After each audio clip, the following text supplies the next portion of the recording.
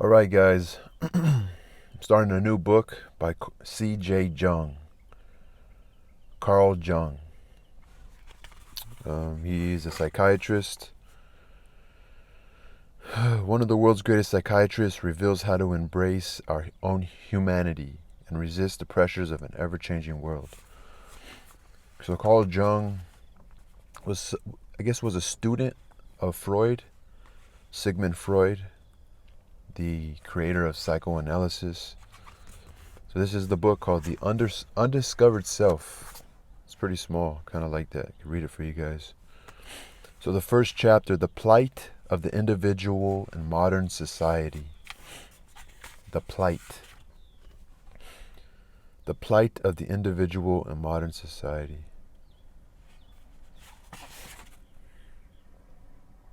Define plight. A dangerous, difficult, or otherwise unfortunate situation. Wow, the plight. So, the plight of the individual in modern society. What will the future bring? From time immemorial, this question has occupied men's minds, though not always to the same degree. Historically, it is chiefly in times of physical, political, economic, and spiritual distress that men's eyes turn with anxious hope to the future, and when anticipations, utopias, and apocalyptic visions multiply. One thinks, for instance, of the chiliastic expectations of the Augustan age at the beginning of the Christian era, or of the changes in the spirit of the West which accompany the end of the first millennium. Today, as the end of the second millennium draws near, we are again living in an age filled with apocalyptic images of universal destruction. What is the significance of that split symbolized by the Iron Curtain which divides humanity into two halves? What will become of our civilization and of man himself if the hydrogen bombs begin to go off, or if the spiritual and moral darkness of state absolutism should spread over Europe? We have no reason to take this threat lightly. Everywhere in the West there are subversive minorities who, sheltered by our humanitarianism and our sense of justice, hold the incendiary torches ready with nothing to stop the spread of their ideas except the critical reason of a single, fairly intelligent, mentally stable stratum of the population. One should not, however, overestimate the thickness of this stratum. It varies from country to country in accordance with national temperament. Also, it is regionally dependent on public education and is subject to the influence.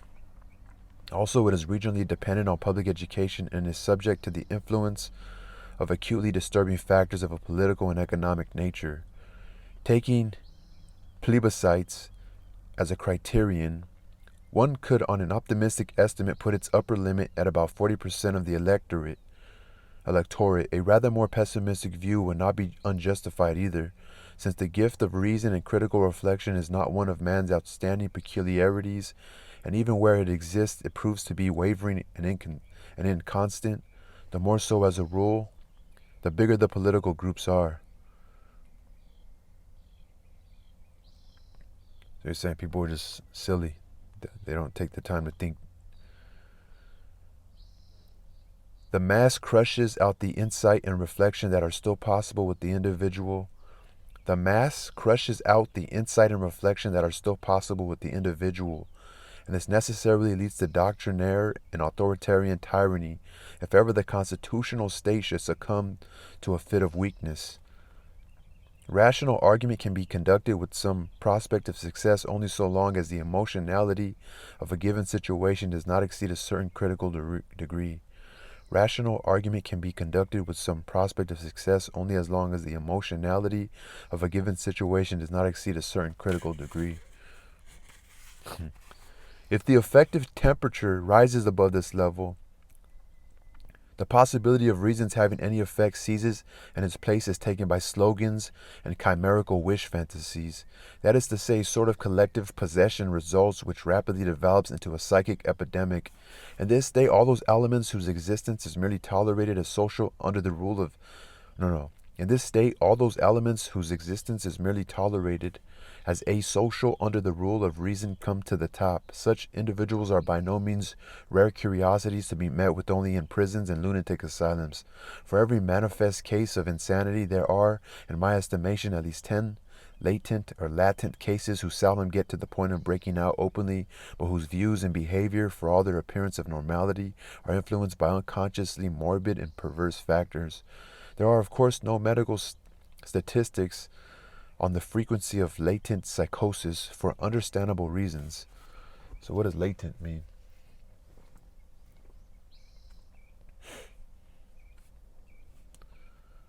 Latent. Existing but not yet developed or manifest, hidden or concealed, lying dormant or hidden until circumstances are suitable for development. Not yet manifest, so dormant. But even if their number should amount to less than 10 times that of the manifest psychosis and of manifest criminality, the relatively small percentage of the population figures they represent is more than compensated for by the peculiar dangerousness of these people. Their mental state is that of a collectively excited group ruled by affective judgments and wish fantasies. In a state of collective possession, they are the adapted ones, and consequently they feel quite at home in it. They know from their own experience the language of these conditions, and they know how to handle them. Their chimerical ideas, upborne by fanatical resentment, appeal to the collective irrationality and find fruitful soil there, for they express all those motives and resentments which lurk in more normal people under the cloak of reason and insight. They are therefore, despite their small number in comparison with the population as a whole, dangerous as sources of infection precisely because the so-called normal person possesses only a limited degree of self-knowledge. Most people confuse self-knowledge with knowledge of their conscious ego personalities. Anyone who has ego consciousness at all takes it for granted that he knows himself, but the ego knows only its own contents, not the unconscious and its contents. People measure their self-knowledge by what the average person in their social environment knows of himself, but not by the real psychic facts which are for the most part hidden from them.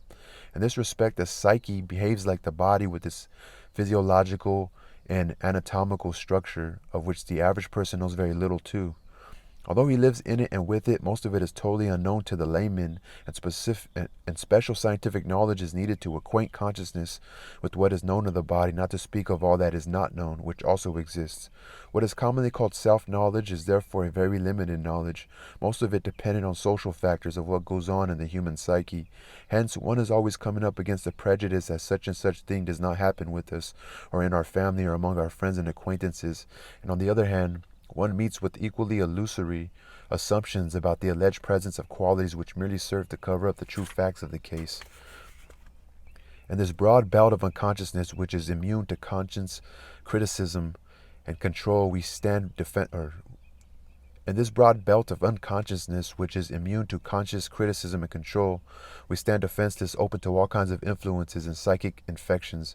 And with all dangers, we can guard against the risk of psychic infection only when we know what is attacking us and how, where, and when the attack will come. Since self-knowledge is a matter of getting to know the individual facts, theories help very little in this respect. For the more a theory lays claim to universal validity, the less capable it is of doing justice to the individual facts. Any theory based on experience is necessarily statistical, that is to say, it formulates an ideal average which abolishes all exceptions at either end of the scale and replaces them by an abstract mean. This mean is quite valid, though it need not necessarily occur in reality. Despite this, it figures in the theory as an unassailable fundamental fact. The exceptions at either extreme, though equally factual, do not appear in the final result at all, since they cancel each other out. If, for instance, I determine the weight of each stone in a bed of pebbles and get an average weight of 145 grams, this tells very little about the real nature of the pebbles.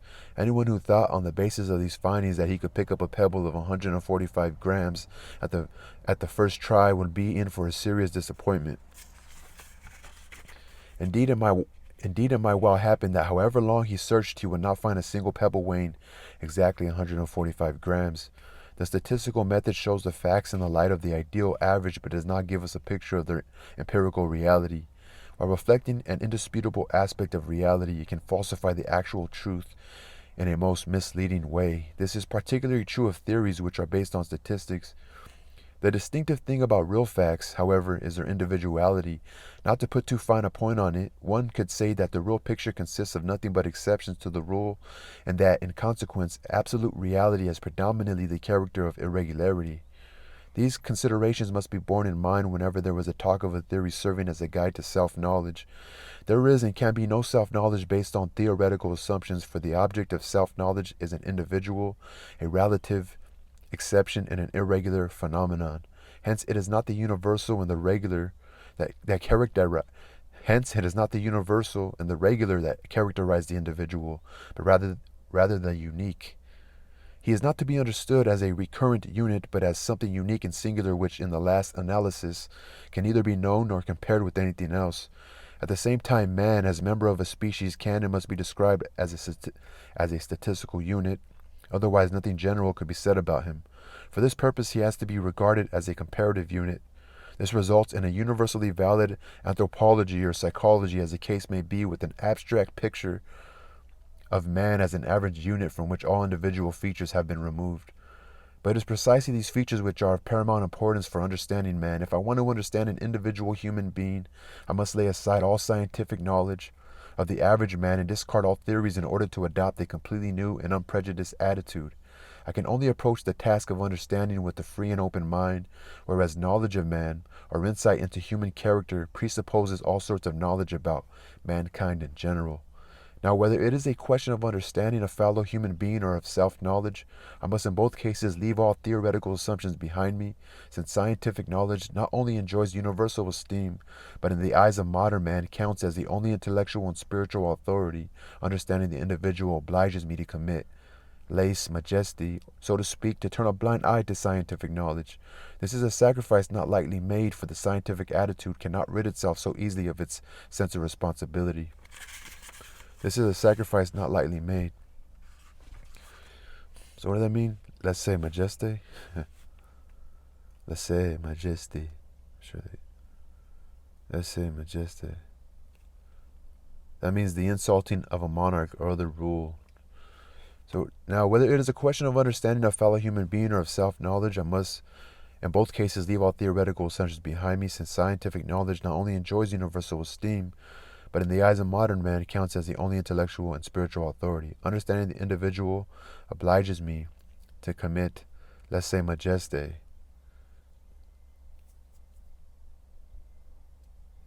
like treason, so to speak, to turn a blind eye to scientific knowledge. This is a sacrifice not lightly made, for the scientific attitude cannot rid itself so easily of its sense of responsibility.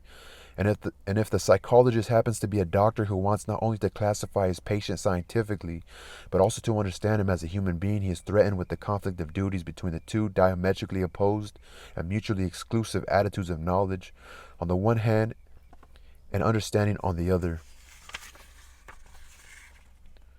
This conflict cannot be solved by an either-or, but only by a kind of two-way thinking, done one thing while not losing sight of the other.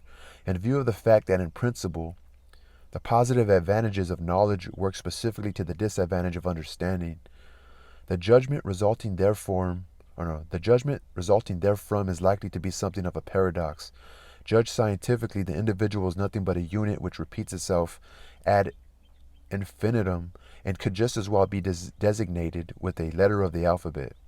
For understanding, on the other hand, it is just the unique individual human being who, when stripped of all those conformities and regularities so dear to the heart of the scientist, is the supreme and only real object of investigation.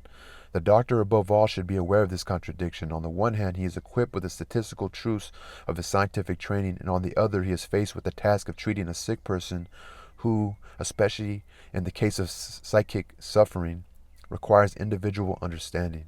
Especially in the case of psychic suffering, requires individual understanding. The more schematic the treatment is, the more resistance it, quietly right, calls up in the patient, and the more the cure is jeopardized. The more schematic the treatment is, the more resistance it, quietly right, calls up in the patient, and the more the cure is jeopardized. and the more the cure is jeopardized. The psychotherapist sees himself compelled willy-nilly to regard the individuality of a patient as an essential fact in the picture and to arrange his methods of treatment accordingly. Today, over the whole field of medicine, it is recognized that the task of the doctor consists in treating the sick person, not an abstract illness. The illustration in the case of medicine is only a special instance of the problem of education and training in general. Scientific education is based in the main on statistical truths and abstract knowledge, and therefore imparts an unrealistic rational picture of the world in which the individual as a merely marginal phenomenon plays no role. The individual, however, as an irrational datum, is the true and authentic carrier of reality, the concrete man, as opposed to the unreal ideal or normal man to whom the scientific statements refer. What is more, most of the natural sciences try to represent the results of their investigations as though these had come into existence without man's intervention in such a way that the collaboration of the psyche, an indispensable factor, remains invisible. What is more, most of the natural sciences try to represent the results of their investigations as though these had come into existence without man's intervention in such a way that the collaboration of the psyche. So what is more, most of the natural sciences try to represent the results of their investigations as though these had come into existence without man's intervention in such a way that the collaboration of the psyche remains invisible. An exception to this is modern physics, which recognizes that the observed is not independent of the observer. So in this respect, too, science conveys a picture of the world from which a real human psyche appears to be excluded, the very antithesis of the humanities. Under the influence of scientific assumptions, not only the psyche but the individual man, and indeed all individual events whatsoever suffer a leveling down in a process of blurring that distorts the picture of reality into a conceptual average. We ought not to underestimate the psychological effect of the statistical world picture. It displaces the individual in favor of anonymous units that pile up into mass formations. Science supplies us with, instead of the concrete individual, the names of organizations, and at the highest point, the abstract idea of the state as the principle of political reality. The moral responsibility of the individual is then inevitably replaced by the policy of the state, raison d'etat. Instead of moral and mental differentiation of the individual, you have public welfare and the raising of the living standard. Instead of moral and mental differentiation of the individual, you have public welfare and the raising of the living standard. The goal and meaning of individual life, which is the only real life, no longer lie in individual development, but in the policy of the state, which is thrust upon the individual from outside and consists in the execution of an abstract idea which ultimately tends to attract all life to itself. The individual is increasingly deprived of the moral decision as to how he should live his own life, and instead is ruled, fed, clothed, and educated as a social unit, accommodated in the appropriate housing unit, and amused in accordance with the standards that give pleasure and satisfaction to the masses. The rulers, in their turn, are just as much social units as the ruled, and are distinguished only by the fact that they are specialized mouthpieces of the state doctrine. They do not need to be personalities capable of judgment, but thoroughgoing specialists who are unusable outside their line of business. State policy decides what shall be taught and studied. The seemingly omnipotent state doctrine is for its part manipulated in the name of state policy by those occupying the highest positions in the government, where all the power is concentrated. Whoever by election or caprice gets into one of these positions is no longer subservient to authority, for he is the state policy itself, and within the limits of the situation can proceed at his own discretion. With Louis XIV, he can say, "L'état c'est moi." He is thus the only individual, or at any rate one of the few individuals, who could make use of their individuality if only they knew how to differentiate themselves from the state doctrine. They are more likely, however, to be the slaves of their own fictions. Such one-sidedness is always compensated psychologically by unconscious subversive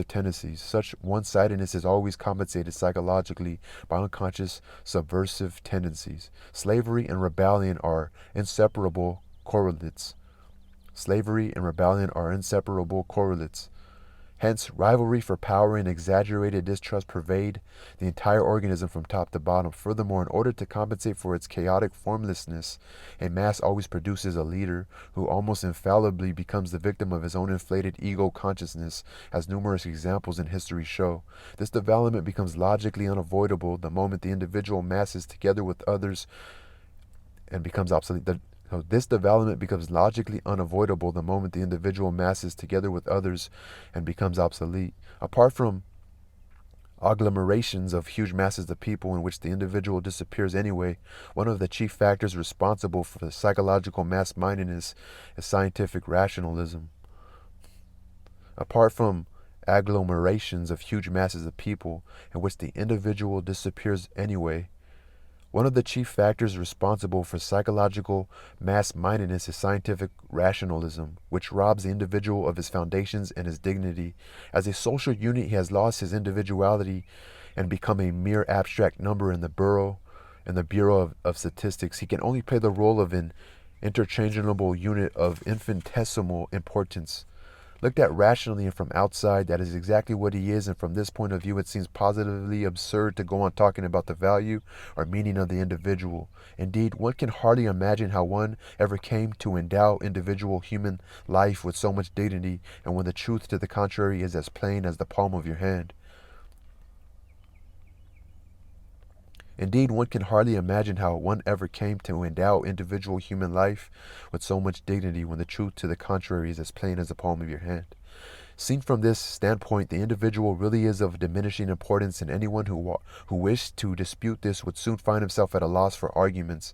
The fact that the individual feels himself or the members of his family or the esteemed friends in a circle to be important merely underlines the slightly comic subjectivity of his feeling. For what are the few compared with 10,000 or 100,000, let alone 1,000,000? This recalls the argument of a thoughtful friend with whom I once got caught up in a huge crowd of people.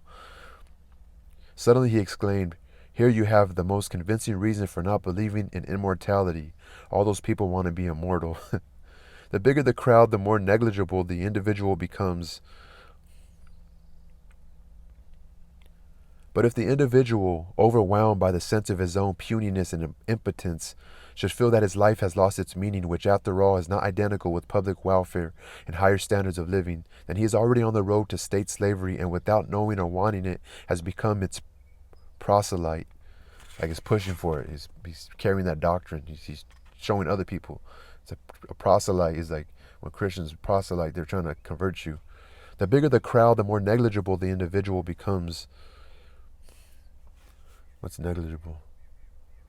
Define negligible. Negligible. Negligible.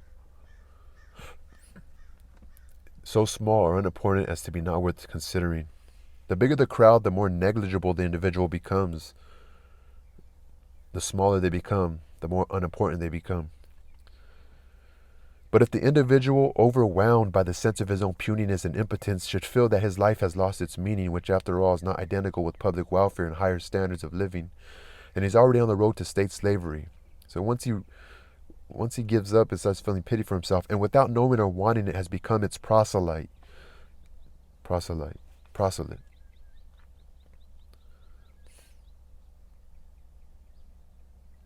Proselyte. Proselyte. A person who has converted from one opinion, religion, or party to another.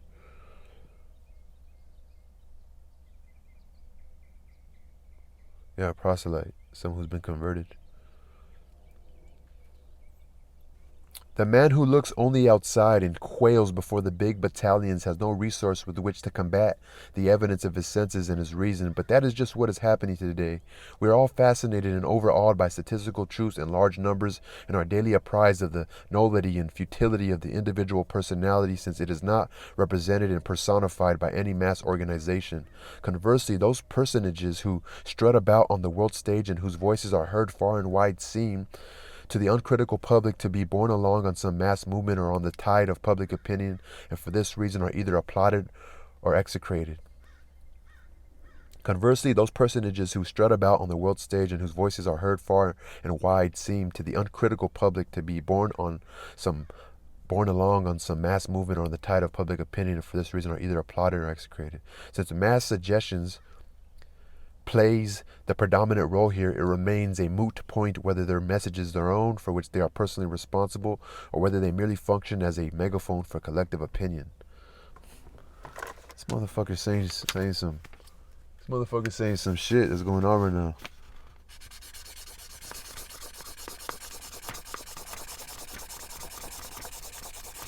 Wish I was on the Joe Rogan podcast. I was talking about this shit. Under these circumstances, it is small wonder that individual judgment grows increasingly uncertain of itself and that responsibility is collectivized as much as possible, i.e., is shuffled off by the individual and delegated to a corporate body. In this way, the individual becomes more and more a function of society, which in its turn usurps the function of the real-life carrier, whereas in actual fact, society is nothing more than an abstract idea like the state. Both are hypostatized. Both are hypostatized. That is, have become autonomous. Hypostatize.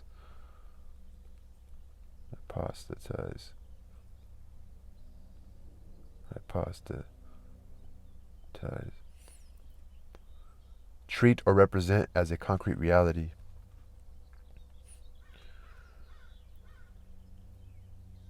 Under these circumstances, it is small wonder that individual judgment grows increasingly uncertain of itself, and that responsibility is collectivized as much as possible, i.e., is shuffled off by the individual and delegated to a corporate body. In this way, the individual becomes more and more a function of society, which in its turn usurps the function of the real-life carrier, whereas in actual fact, society is nothing more than an abstract idea like the state. Both are hypostatized, that is, have become autonomous. The state in particular is turned into a quasi-animate personality from whom everything is expected. Quasi-animate personality.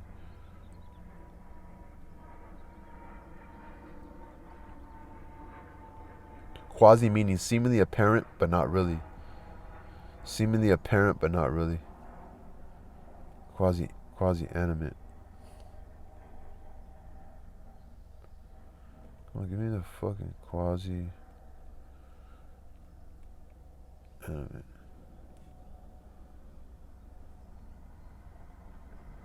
Quasi-animate.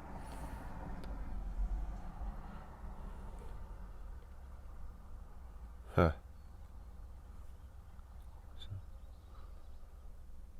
Bring to life. Like not really alive. Personality from whom everything is expected. In reality, it is only a camouflage for those individuals who know how to manipulate it. So society and the state.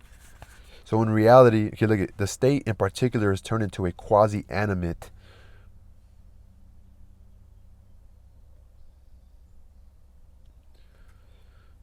So something that seems to be alive, but it is not really alive. The state in particular is turned into a quasi-animate. Something that's seeming to be alive, personality. The state in particular is turned into a quasi-animate personality from whom everything is expected.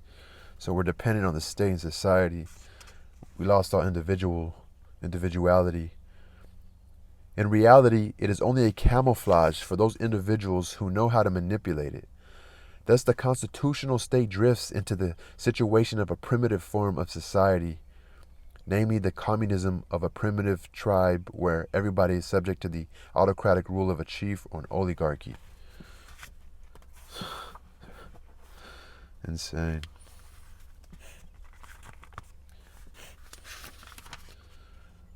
The state in particular is turned into a quasi-animate personality from whom everything is expected.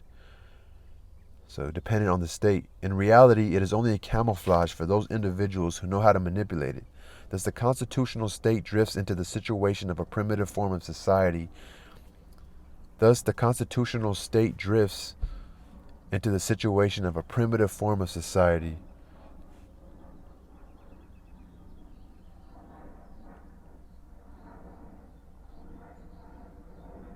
But it's almost as, is it de jure? Is it de jure? Like, is it just something that naturally happens?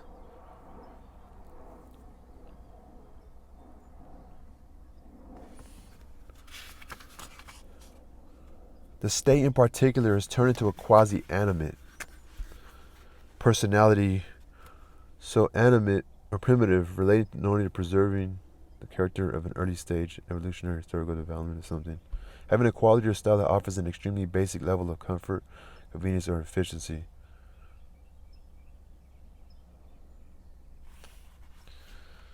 Okay, so primitive. Fuck primitive, because no wonder that clothing line didn't last. Thus, the constitutional state drifts into the situation of a primitive form of society, ancient society. So the constitutional society goes away, it no longer exists, it can't hold up because they take away the individual, and then thus everybody becomes one mind and believes one same thing, and it's like a herd immunity. A pre-Renaissance painter, a person belonging to a pre-literate, non-industrial society, having a quality or style that offers an extremely basic level of comfort, convenience, or efficiency. Simple, basic, ancient, first, relating, primitive. Wow.